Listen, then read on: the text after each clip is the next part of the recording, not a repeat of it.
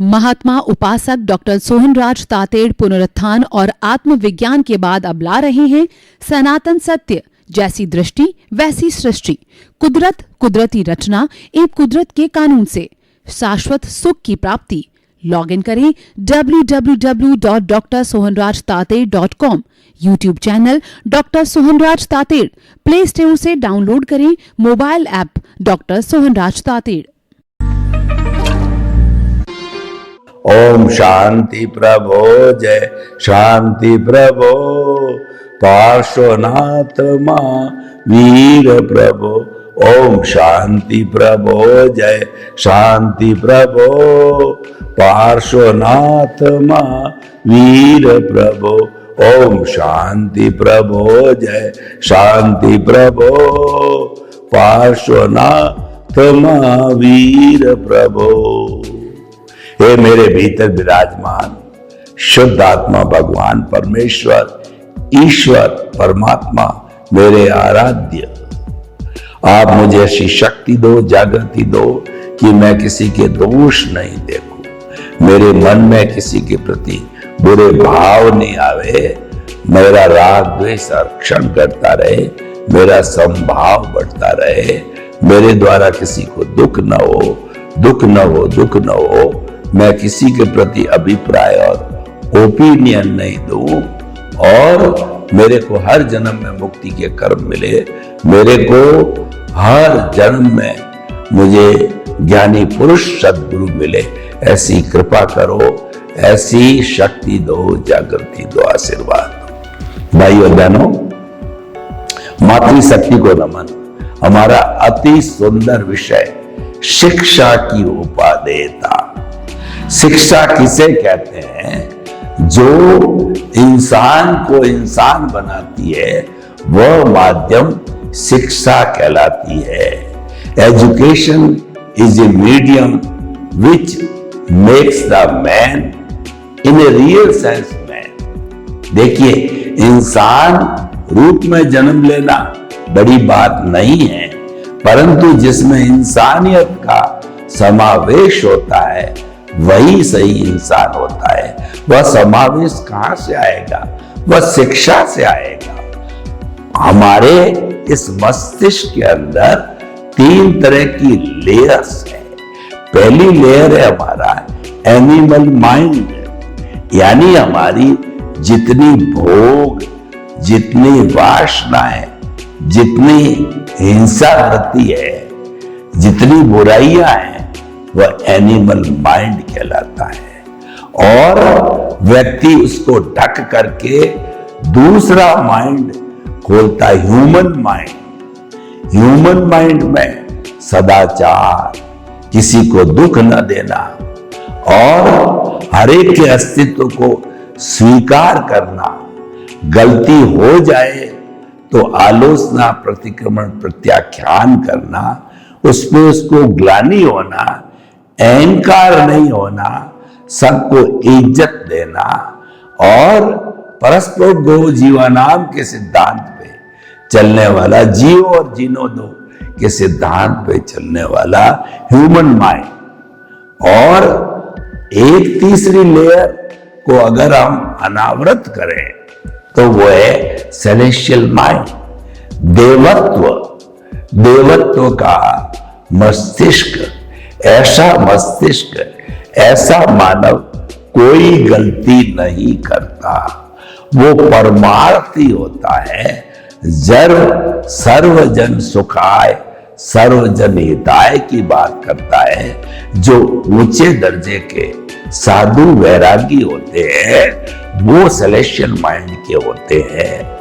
और जो है उनके लिए कहा गया है कि चाह गई चिंता मिटी, मनुआ बेपरवाह, जिनको कुछ न चाहिए वही शहंशाह। सेलेस्टियल माइंड के जीव, इंसान, मनुष्य जो होते हैं, वो लोग जो है इस देवत्व शक्ति से ओतप्रोत होते हैं। तो ये सारे माइंड की स्टेजेस कहां से आई? ये शिक्षा से आती है, ये ज्ञान से आती है। मनुष्य और पशु के बीच की जो भेद रेखा है वह शिक्षा है। इसलिए शिक्षा हमेशा उपादेय है। अगर आपको मानव से भगवान बनना है या मानव बने रहना है, पशु नहीं बनना है, तो आपको शिक्षा ग्रहण करनी पड़ेगी। देखिए, एक शेर का बच्चा था, तो शेर का बच्चा जो है गुम गया भेड़ियों के साथ में। वह जो रहने लग गया, तो भेड़ियों के साथ रहते रहते जो है वो भेड़ियों की चाल सीख गया, भेड़ियों का भोजन सीख गया, भेड़ियों का चिंतन उसमें आने लग गया। वो भेड़ियों का बच्चा बन गया।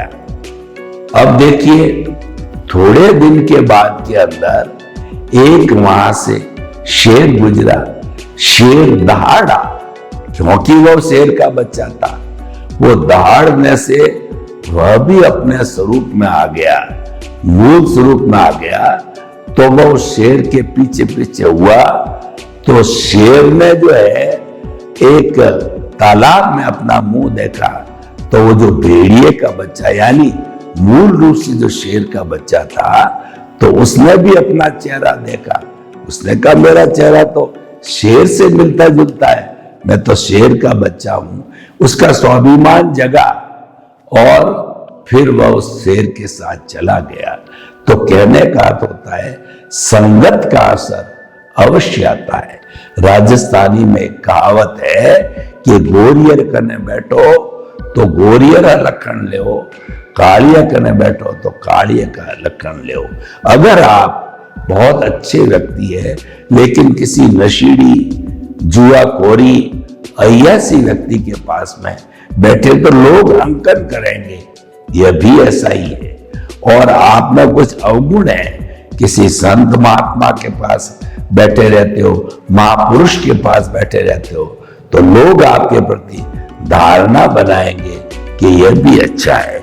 इसलिए कहा गया है कि man is known by the company he keeps.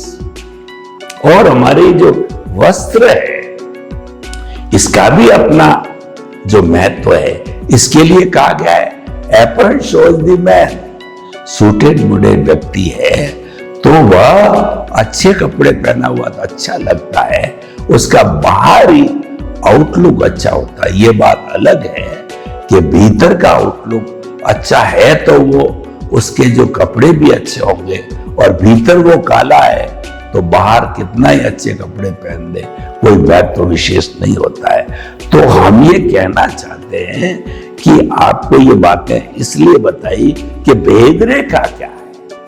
वह भेद रेखा शिक्षा की है। इसीलिए आजकल जो पेरेंट्स है, बच्चा जो ही 2-2.5 साल का हुआ तो ही वो चिंतित हो जाते हैं, अच्छी स्कूल में भर्ती कराना है, इसको अच्छा इंग्लिश मीडियम हो, अच्छी पढ़ाई हो, और इसको अच्छा doctor, engineer, chartered account, lawyer जो है, जो भी उनकी बनता तो अपने किस्मत से है, लेकिन उनके भीतर जो है ये भावना जागृत होती है कि इसको अच्छा व्यक्ति बनाना है, अच्छा इंसान बनाना है।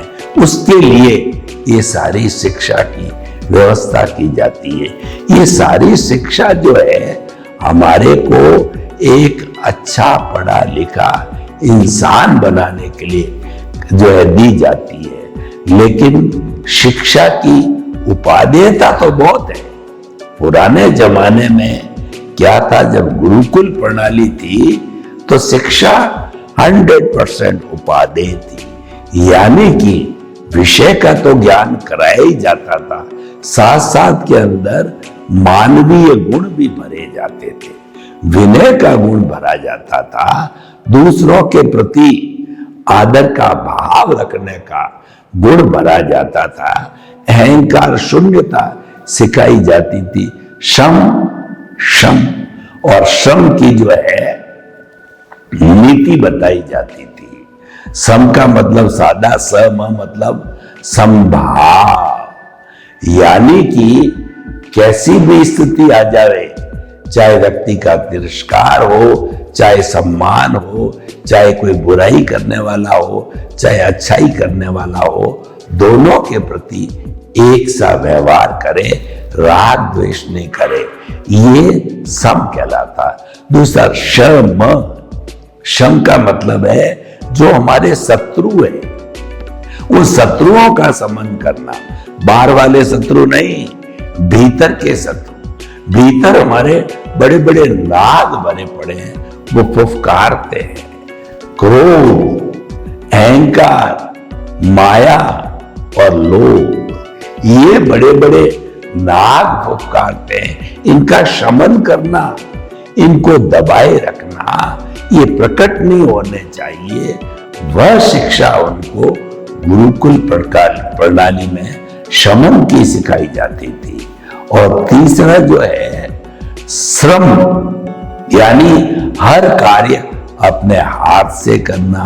जिस कुटिया में, जिस स्थान पे रहते हो, उसकी सफाई करना, पानी भरना, लकड़ी लाना, भोजन पकाना, गुरु की सेवा करना, गुरु के पांव दबाना, गुरु के कपड़े धोना इत्यादि श्रम की संस्कृति सिखाई जाती थी। लेकिन शिक्षा की उपादेयता हर युग में रही है। आज के युग के अंदर परिवर्तन आया है, विज्ञान आ गया। आज से 100 वर्ष पहले, 200 वर्ष पहले, 500 वर्ष पहले विज्ञान नहीं था। वहां पर केवल ज्ञान ही ज्ञान था। विज्ञान बुरा नहीं है, परंतु विज्ञान आने से ग्लोबलाइजेशन, प्राइवेटाइजेशन, लिबरलाइजेशन तो हो गया। सारी दुनिया वसुधैव कुटुंबकम की जो अवधारणा हमारे ऋषि मुनियों ने बनाई थी कि हम सभी एक वसुधा, एक पृथ्वी मां की संतान है, हम सभी वासुदेव पिता की संतान है, भाई भाई है। 7.8 अरब की जनसंख्या भाई भाई के रूप में भाईचारा से, भातृत्व के साथ के अंदर हिलमिल करके रहे, यह शिक्षा पहले दी जाती थी। लेकिन विज्ञान के आने के बाद क्या हुआ, थोड़ा हमारा भावनात्मक विकास कुंठित हो गया, मिसिंग होने लग गया। यानी शिक्षा के अंदर शिक्षा की व्यवस्था तो बहुत कर ली, पहले गिनी चुनी शिक्षा की ब्रांच थी। स्कूल एजुकेशन को देखें तो फिजिक्स, केमिस्ट्री, मैथमेटिक्स, बायोलॉजी, और ये तो था साइंस वर्ग के अंदर, कॉमर्स थी, आर्ट्स थी, इतनी शाखाएं थी। अब उनकी शाखाओं की एक एक के अंदर हजार हजार शाखाएं हो गई है, क्योंकि साइंस ने विकास किया है। तो साइंस का विकास बुरा नहीं है, परंतु उस विकास में मूल को हम भूल गए। विज्ञान के साथ के अंदर मूल में भूल हो गई। हमारे को शिक्षा की उपादेयता क्या थी, अच्छा इंसान बनाना। तो हमने क्या किया कि डिग्रीधारी इंसान तो खड़ा कर दिया, हजारों डिग्रीधारी, graduate, post graduate, doctorate, post doctorate, पढ़े लिखे लोग पैदा कर लिए। लेकिन वो लोग इंटेलेक्चुअल हो गए, अहंकारी हो गए। विद्वान तो थे, विद्वान अहंकारी हो सकता है। आज के जो विद्वान पढ़े लिखे लोग हैं, चोरी करते हैं, डकैती करते हैं, रेप करते हैं, आतंकवाद का कार्य करते हैं।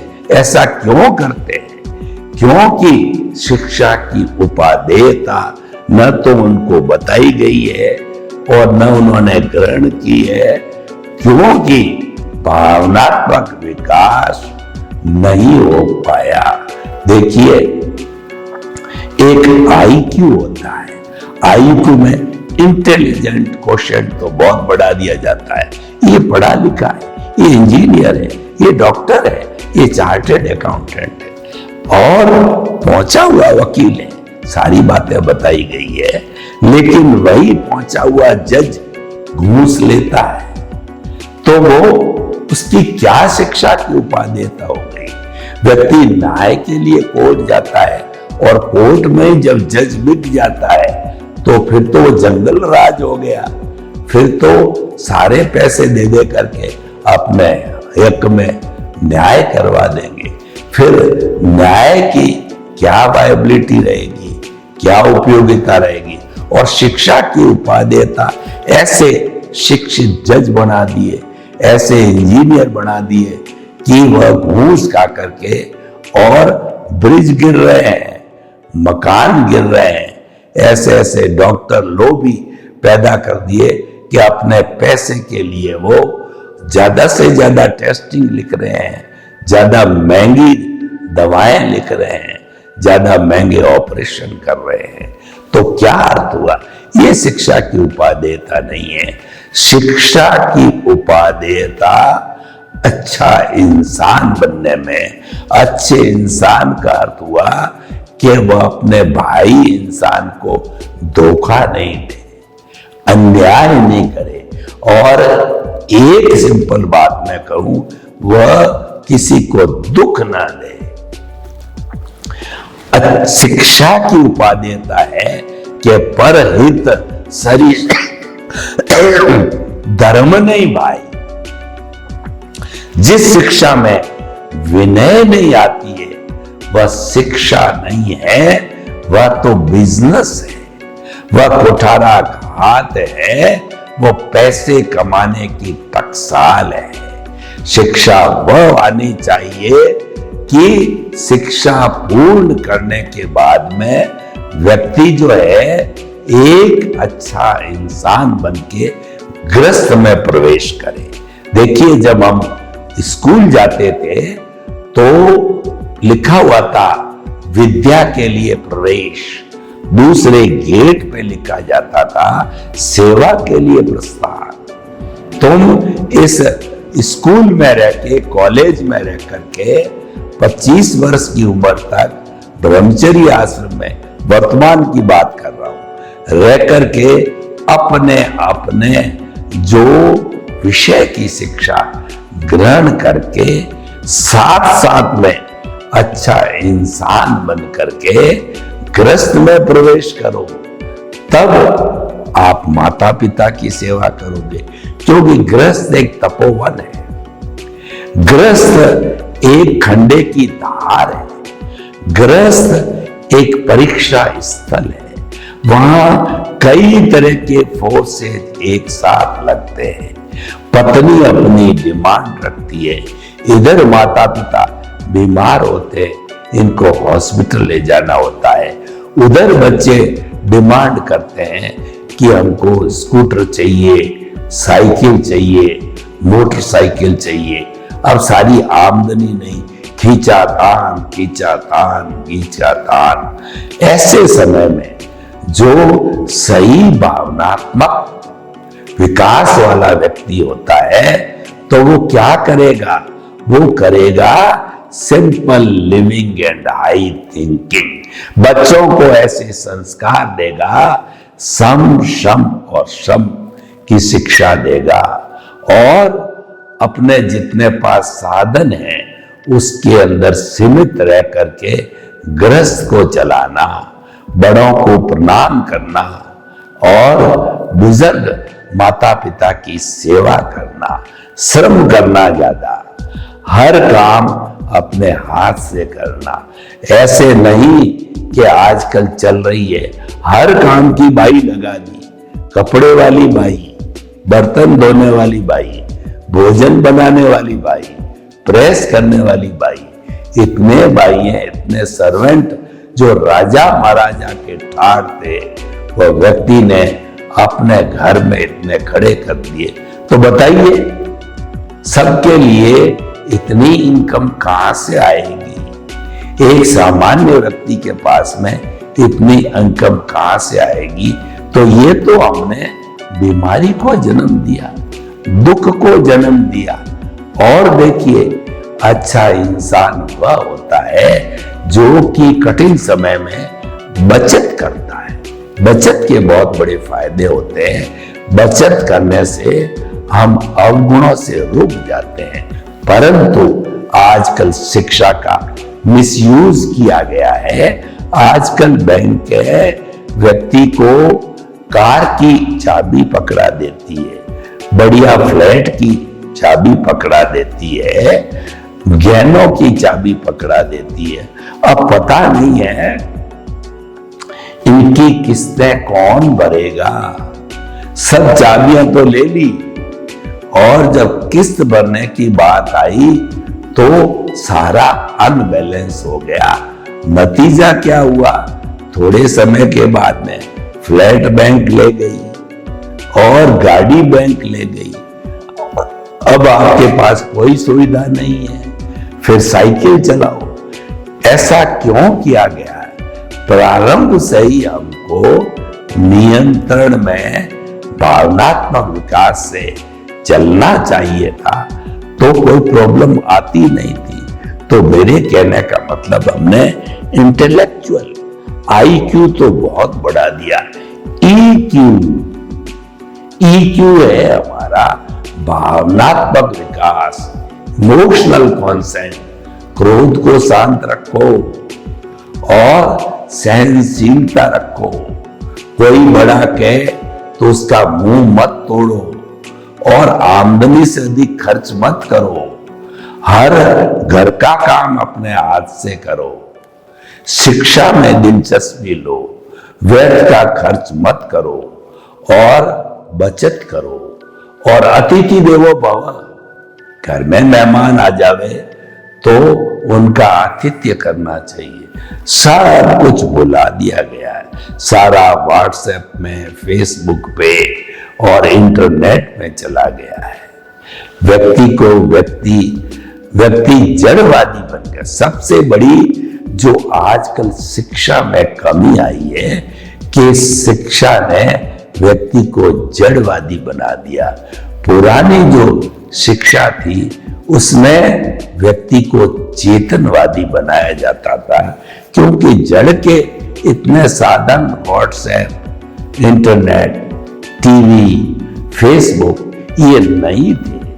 तब व्यक्ति के पास जाता, हिलमिल करके मनोरंजन करते, चेतन से मिलता। अब तो चेतन है पूरा 24 आवर्स, जीवन भर जड़ से, फ्रिज से, एसी से, कार से, व्हाट्सएप से, इंटरनेट से, लैपटॉप से, उसी में ही लगा रहता है। उसको तो किसी चेतन, अपने घर में जो माँ बाप है, जो गृहस्थ के भगवान है, उनकी भी सेवा नहीं करता। अरे माँ बाप तो एक अम्ब्रेला होते और उन्होंने कितनी कठिनाई से आपको पाला पोसा, बड़ा किया, आपकी शादी की, आपको इंजीनियर डॉक्टर बनाया, आपको पांव पर खड़ा किया। माँ बाप जो है वो 30 वर्ष तक त्याग का जीवन जी करके एक बच्चे को पांव पर खड़ा करते हैं, लेकिन बच्चा जब पांव पे खड़ा हो गया तब अलग रहने लग गया। माँ बाप जाने, उनका काम जाने, उनको वृद्धाश्रम में भर्ती करा दिया। और ऐसे भी कई संतान होते हैं कि खुद विदेश चले जाते हैं, माता पिता को घर में भगवान भरोसे, राम भरोसे छोड़ के चले जाते हैं। ये शिक्षा की उपादेयता नहीं है, ये शिक्षा को बदनाम किया गया है, क्योंकि हमने शिक्षा में ये गुण नहीं है। ये गुण है हमारे IQ की वजह से आ गए, हमारे में भावनात्मक विकास समाप्त हो गया। तो पुनः जो कमियां आई है उसकी पूर्ति करनी चाहिए। समय बदल जाता है तो पूर्ति करने के लिए हमारे IQ के साथ साथ में EQ जोड़ना चाहिए, स्पिरिचुअलिटी SQ जोड़ना चाहिए। यानी ईश्वर के प्रति भक्ति समाप्त हो गई। समय नहीं है व्यक्ति के पास में ईश्वर का नाम लेने के लिए, साधु महात्माओं के पास जाने के लिए, मंदिर जाने के लिए। वो तो eat drink and B Mary में ही मस्त रहते हैं, खाओ पियो मौज मजा मस्ती में रहते हैं। उनको पता ही नहीं है कि मंदिर होता है, साधु सन्यासी होते हैं, गुरु होते हैं, माँ बाप होते हैं, उनके साथ क्या सलूक होना चाहिए। तो इस तरीके से हम इस एपिसोड के माध्यम से ये बताना चाहिए कि शिक्षा का मुख्य उद्देश्य इंसानियत पैदा करना, मानव में मानवतावाद लाना। मानवतावाद का अर्थ है परस्परो जीवनाम, एक मानव दूसरे मानव को सहयोग दे, एक मानव दूसरे मानव के कष्ट को समझे और उसका हो सके जितना जो है उसका सहयोग करे। वैष्णव जन तो तेने कहिए, जो पीर पराई जाने रे। ये शिक्षा की उपादेयता है, यह शिक्षा का उद्देश्य है। और भारत एक ऐसा देश है जहां पर स्पिरिचुअलिटी, आध्यात्मिकता प्रारंभ से, जब से हमारा देश का नाम भारत पे भारत रखा गया है, तभी हमारे को जो है फाउंडेशन के अंदर आध्यात्मिकता दी गई है। यानी कि हम मात्र शरीर नहीं है, इस शरीर के भीतर एक आत्म तत्व है, प्रभु है, भगवान है। उसकी भी उपासना करो। उसकी उपासना करने का अर्थ यह है कि नर सेवा नारायण सेवा। हमें मनुष्य जाति की, पशु जाति की और पक्षी सभी अन्य प्राणियों की सेवा का भी ध्यान रखना चाहिए। इस तरीके से शिक्षा की उपादेयता इंसानियत पैदा करने में है। सर्वे भवन्तु सुखिनः, सर्वे सन्तु निरामया। लोक के सब जीवों को सुख मिले, शांति मिले, आनंद मिले, प्रेम मिले और हम सभी सही मायने में इंसान बनकर इंसान के प्रति प्रेम करें। आपके प्रति मंगल भाव। ओम। महात्मा उपासक डॉक्टर सोहनराज तातेड़ पुनरुत्थान और आत्मविज्ञान के बाद अब ला रहे हैं सनातन सत्य, जैसी दृष्टि वैसी सृष्टि, कुदरत, कुदरती रचना एवं कुदरत के कानून से शाश्वत सुख की प्राप्ति। लॉगिन करें www.drsohanrajtated.com। YouTube channel doctor Sohanraj Tated, play store से डाउनलोड करें mobile app doctor Sohanraj Tated.